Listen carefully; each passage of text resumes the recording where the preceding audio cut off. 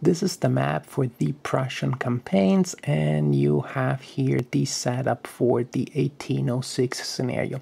I'm keeping my voice down because my daughter is having trouble sleeping tonight and we really don't want to wake her up. I hope you can hear me, otherwise I hope you can use the power of imagination. Also, I have to say that I won this scenario after a disastrous string of defeats in the previous scenarios. I finally managed to win in this one, and probably will tell you that this scenario is terrifyingly difficult because in this way the glory that I should receive for my victory will be increased. Anyways, Napoleon starts here with a good group of units, and he's adjacent to Jena, where, as you can see, there's a little bit of a situation.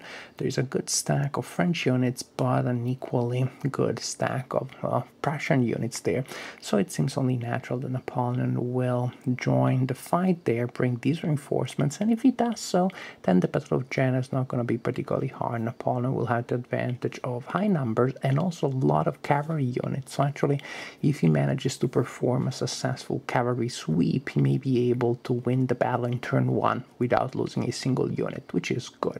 That will also eliminate most of the enemy units on the map, allowing Napoleon then to start running around and taking control of locations, because in order to win this scenario he needs to take control of all cities on the map. As you can see, there's quite a few of them.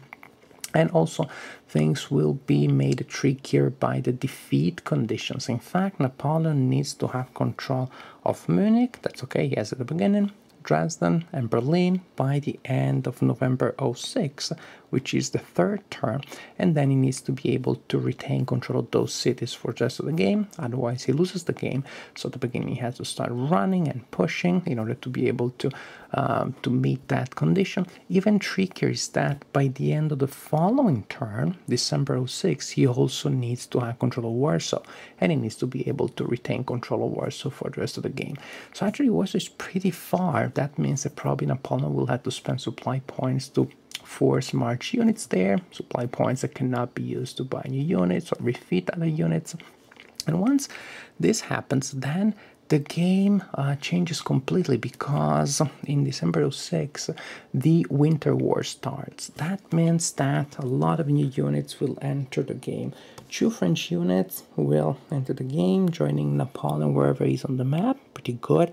But look at the enemies. The enemies are going to bring this huge army here, and that army is going to enter the map in these, or through these 3 areas here.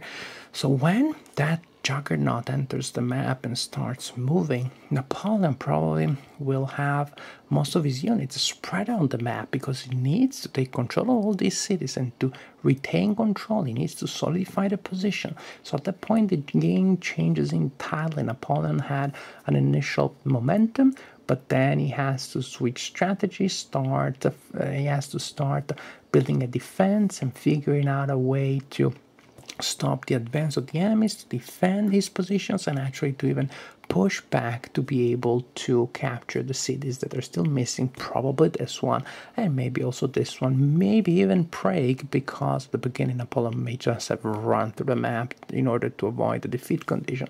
Maybe Prague was left behind, and there may be small units that are running around here, departing from Prague and trying to take control of cities that Napoleon managed to conquer earlier.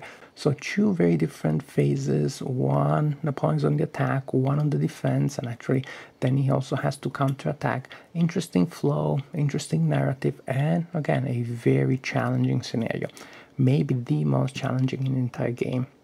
Or maybe not, but again, if I say so, the glory of my triumph will shine even more. Did I already mention that I won this scenario?